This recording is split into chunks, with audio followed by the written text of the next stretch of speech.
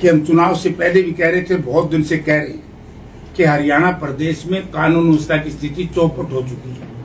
जब हरियाणा प्रदेश में चौधरी भूपेंद्र सिंह हुड्डा के नेतृत्व में कांग्रेस पार्टी की सरकार थी, तो उस वक्त आप लोगों ने देखा होगा कि बदमाश कोई ढूंढे से नहीं मिलते थे। और आज हमारे जाने के बाद, हुड्डा साहब के जाने के बाद, आज बदमाश बेखौफ घूम रहे। और जिस तरह का वीडियो मैंने देखा है हिसार का, इस तरीके से बेखौफ बदमाश यदि शहर में घूमेंगे तो आप ये देखिए कि जान माल की सुरक्षा की जिम्मेवारी तो गवर्नमेंट की है। तो आज तक सरकार उन लोगों को गिरफ्तार नहीं कर सकी पुलिस। तो इसलिए हमने आपको बुलाया कि हम ये आपसे वायदा किया था चुनाव से पहले कि यदि हरियाणा प्रदेश में जिस दिन भी आप कांग्रेस पार्टी की सरकार बनाएंगे, कल हमारे नेता चौधरी भूपेंद्र सिंह हुड्डा का भी बयान फरीदाबाद से आज छप गया है। उन्होंने कहा कि सरकार आते ही 72 घंटे के अंदर अंदर या तो ये हमारी समान विचारधारा में शामिल हो जाएंगे या हरियाणा छोड़ जाएंगे। बदमाशों को बदमाशी करने के लिए हरियाणा की धरती पर कोई स्थान नहीं होगा। मैं हरियाणा प्रदेश के मुख्यमंत्री से कहना चाहता हूं, क्योंकि गृह मंत्री भी उनके पास, वो 200-300 पुलिस के लोग, ख्याल में 30 या 35 घराने ऐसे हैं जिनको थ्रेट मिली हुई है, जो पुलिस साये में जी रहे हैं, सांस ले रहे हैं और घर से बाहर नहीं निकलते। आज मेन कारण था कि कानून व्यवस्था की स्थिति में मुख्यमंत्री जी, गृह मंत्रालय उनके पास है, वो इस्तीफा दें या इसको नियंत्रण में लाएं, वरना हमारा इंडिया गठबंधन के लोग एक आध दिन में हम कोई और निर्णय लेंगे जो प्रजातांत्रिक तरीके से हम इस सरकार का विरोध करेंगे। आज तो हमने आपको बुलाया इसलिए क्योंकि कल ही जिस तरीके से शहर के लोगों ने, मेरे हिसाब से दलगत राजनीति से ऊपर उठ करके प्रयास किए जा रहे हैं शहर में, हम उनकी सराहना करते हैं। व्यापार मंडल के लोग भी हैं उसमें, दूसरे संस्थाएं भी हैं, सामाजिक संस्थाएं भी उसमें लगी हुई हैं। तो आज तो केवल इसका था कि लॉ एंड ऑर्डर हिसार में बिल्कुल खत्म। और मैं धन्यवाद भी करता हूं इस बात के कि हमारे शहर की जनता का, कि इतना बुरा होने के बाद भी हमारे लोग शांति प्रियता में विश्वास रखते हैं और कानून के राज को मानते हैं, पुलिस पे विश्वास करते हैं। पुलिस कुछ भी नहीं करेगी, फिर हमने सरकार के खिलाफ निर्णय लेना पड़ेगा। सरकार तो ऑलरेडी अल्पमत में चल रही है, अल्पमत में चल रही है सरकार। अब जब हम अल्पमत में कहते हैं तो सरकार बहुमत की कहते हैं। मतलब ऐसी अजीब सरकार मैंने कहीं देखी। एक कहावत थी, तले धरती ऊपर राम, बीच में लटका फलाना राम। तो ये सरकार तो ना जमीन पे, ना आसमान पे, ना सरकार है ना सरकार नहीं है। यानी कि जो बीजेपी के खिलाफ मैं हमेशा से कहता हूं कि लोक लाज से चलता है। भारतीय जनता पार्टी में देश की सरकार से लेकर के प्रदेश तक लोक लाज नाम की कोई चीज नहीं, शर्म नाम की कोई चीज नहीं। जिन लोगों ने पुलवामा जैसे मामले को, आज तक इतना भारी जुल्म हुआ था, हमारे 40 जवान शहीद हुए थे और उस वक्त सर्जिकल स्ट्राइक के नाम से विदेश में सत्ता हासिल की थी। आज तक उसी का वो रिपोर्ट ही जनता के सामने नहीं आई, वो रिपोर्ट ही पार्लियामेंट के पटल पे नहीं रखी गई। तो जनता को ये चाहिए था कि बहुत अच्छा, अब की बार भी जनता ने बीजेपी को हराने के लिए कांग्रेस पार्टी को, इंडिया गठबंधन को ताकत दी। तो मैं जनता से यही निवेदन करूंगा कि ऐसी संवेदनहीन सरकार, जिसमें संवेदना, जिसमें दया करुणा नाम की कोई चीज नहीं हो, निर्दयी लोगों की सरकार से पीछा छूटे। सोशल मीडिया पे कुछ पोस्ट वायरल हो रही है जिसमें हिसार के बढ़ते क्राइम को हिसार लोकसभा में कांग्रेस की सीट का, जो कांग्रेस की सीट जीती है उसका रिजल्ट बताया जा रहा है। इससे गंदी बात हो ही नहीं सकती। अगर कोई इस तरह की बात कहता है, इसका मतलब अपराध बीजेपी करा रही है। फिर तो बीजेपी है ही दोषी। अपराध रोकने की जिम्मेवारी तो हरियाणा सरकार की है, बल्कि इवन जो फेडरल फॉर्म ऑफ गवर्नमेंट में लॉ एंड ऑर्डर प्रदेश सरकार का मैटर है। इसलिए तो मैंने कहा कि मुख्यमंत्री इस्तीफा दे। आपकी एसपी साहब से मुलाकात हुई है क्या जयप्रकाश? नहीं, मेरी मुलाकात नहीं हुई। हांडा साहब से मेरी टेलीफोन पे बात हुई थी, उसी दिन वो बदल दिए थे, क्योंकि हांडा साहब का भी एक सिस्टम था। पहले एसपी का। चारों तरफ चलान कराने के लिए तो मैं 200 सिपाही लायर के होंगे, बदमाशों को रोकने के लिए एक नहीं। अरे भैया चलान तो 2 दिन बाद भी हो जाएंगे। खास सबसे पहले बदमाशों की घेराबंदी करना, उनको पकड़ना, ये पुलिस की जिम्मेवारी है। इसमें पुलिस बिल्कुल फेल है आज तक। तो सोमवार को 5 करोड़ की फिरौती मांगी गई, मंगलवार को 2 करोड़ की फिरौती मांगी गई, फिर बुधवार को फिर 2 करोड़ की फिरौती मांगी गई। आज हालात ये हैं, नए नंबर से फोन आते ना तो ऑटो मार्केट वाले डरते हैं, फोन उठाएं या फिर ना उठाएं, कभी अगली धमकी। ऑटो मार्केट के लोग डरते, सारा हरियाणा डर जाए आजकल। ये सही बात आपकी कि मैं ये कहता हूं, मैं उससे भी आगे बढ़ के कहना चाहता हूं कि मुझे शंका है कि ये जो अपराधी लोग हैं इनको कहीं न कहीं 100% सरकार का संरक्षण है। सरकारी संरक्षण के बगैर या सत्ता में बैठे लोगों के संरक्षण के बगैर इस तरह का अपराध आज तक नहीं हरियाणा में कभी हुआ, चाहे सरकार किसी की भी नहीं। ये पहली बार है इस तरह की हालत प्रदेश में हो रही है। तभी तो मैं कह रहा हूं कि मुख्यमंत्री ने सरकार छोड़ देनी चाहिए, चला ही नहीं सकता, फेल मुख्यमंत्री। जयप्रकाश जी का अगला कदम क्या रहेगा इसको लेकर?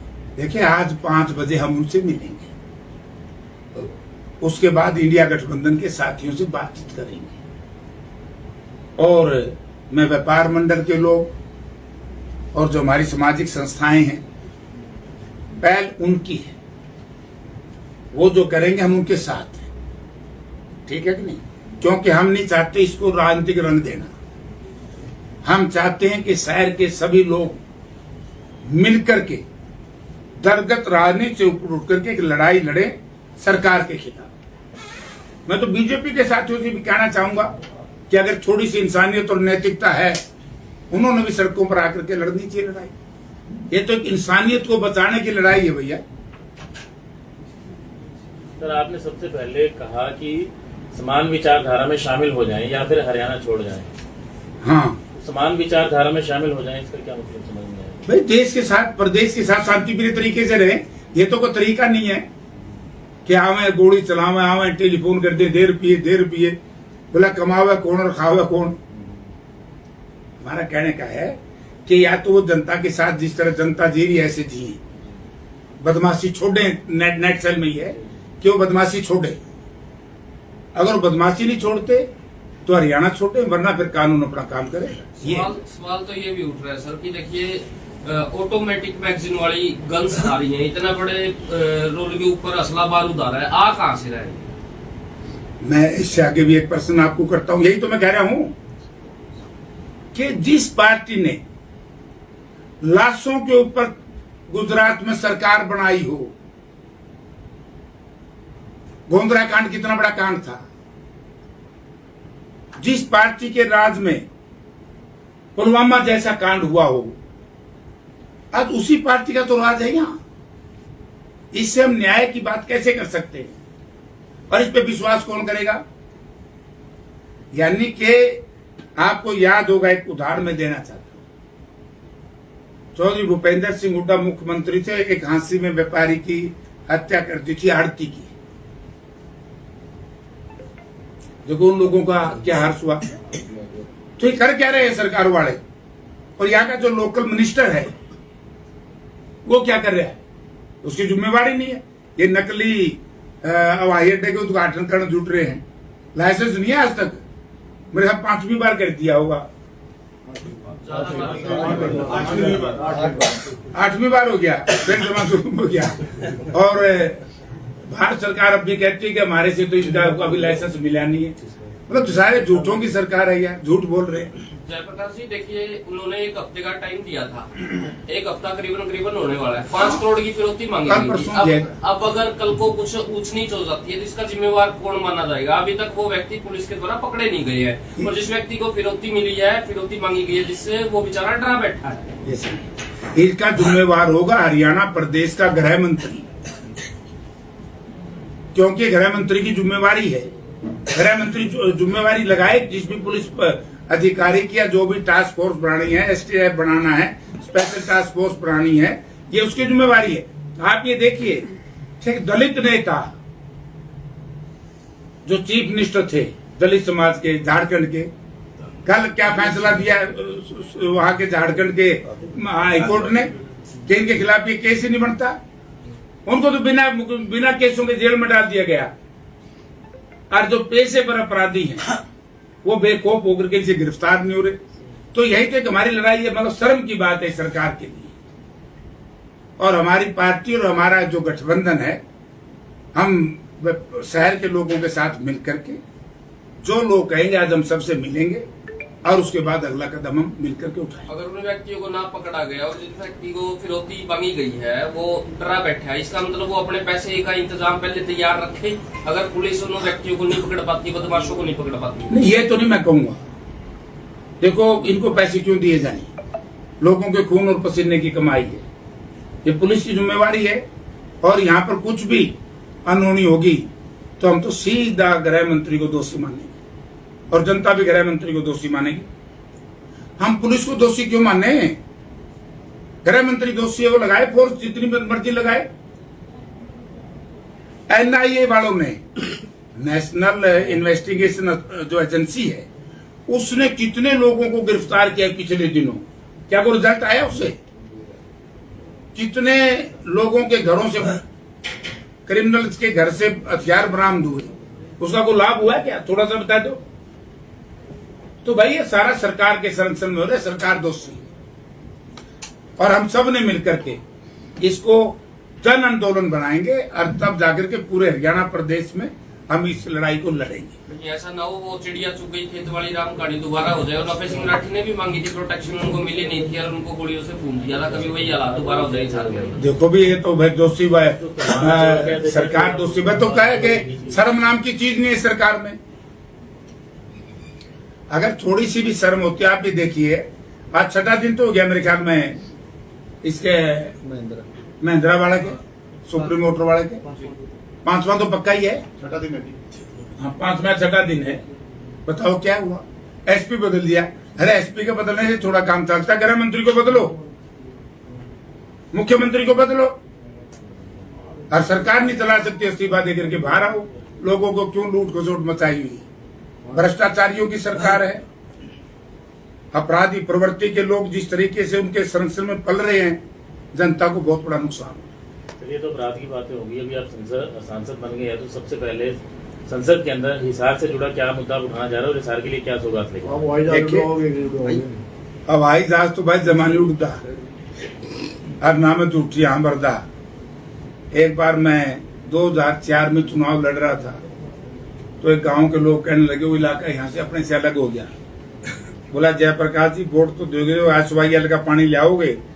माँ SYL का पानी तो आंदा नहीं, वोट दियो चाहे ना दियो, क्योंकि 10 दिन के बाद रिजल्ट आओगा, फिर कहोगे पानी लिया। ना तो उड़ते हुए जहाज। ये तो जनता के साथ बहुत बड़ा उस वक्त गठबंधन सरकार में, जिसके पास सिविल एविएशन मंत्रालय था और मुख्यमंत्री जो भी थे, इनने मिलकर के एक षड्यंत्र रचा जनता के साथ। और ये षड्यंत्र आप लोगों को आज मैं कह रहा हूं कि ये कोई हवाई अड्डा यहाँ बनने वाला नहीं है। आज तो सिंपल फ्लाइंग क्लब है, आज तो डोमेस्टिक भी नहीं। और जो बातें इन्होंने कही है हमारे यहाँ के मंत्री जी ने, मैं सुनकर के बड़ा हैरान रहा। बोला एक फ्लाइट जाएगी अयोध्या में, एक जाएगी बनारस में, एक जाएगी चंडीगढ़ में। आप ये बताइए कि कितने ऐसे लोग हैं हिसार के इलाके के कि वैसे भी वो बनारस कितने जाते महीने वैसे, क्योंकि ये तो एक साहूकार परिवार के लिए शायद ये 7000 एकड़ जमीन इकट्ठी कर दी। और एक दिन आपको ये संदेश मिलेगा कि ये जो हवाई अड्डा है ये हम प्राइवेट एक कंपनी को दे रहे हैं, कॉर्पोरेट हाउस को, और वो यहाँ हैंगर बनाएगा। क्योंकि उन्हें सारे दिल्ली के देश के हवाई अड्डे ले लिए ना एयरपोर्ट, एक दिल्ली वाला बच रहा है। दिल्ली वाला बचते, दिल्ली में जगह कम है। ये एक परिवार के लिए इंतजाम हो रहा है, जनता के साथ धोखा। तो आप संसद में पहुंच ही गए हैं, तो असलियत पता लगा ही सकते हैं वहां जाके। 100% लाएंगे, क्योंकि इस सेशन में क्वेश्चन आवर नहीं होता। हम क्वेश्चन लगा नहीं सकते, ना हम इसमें पूछ सकते। तो जैसे ही अगला सेशन आएगा हम इसको प्राथमिकता के आधार पर यह करेंगे। एक हमारा और पेंडिंग है मामला भारत सरकार से संबंधित। हमने जो थर्मल पावर प्लांट लगाया था, क्योंकि पावर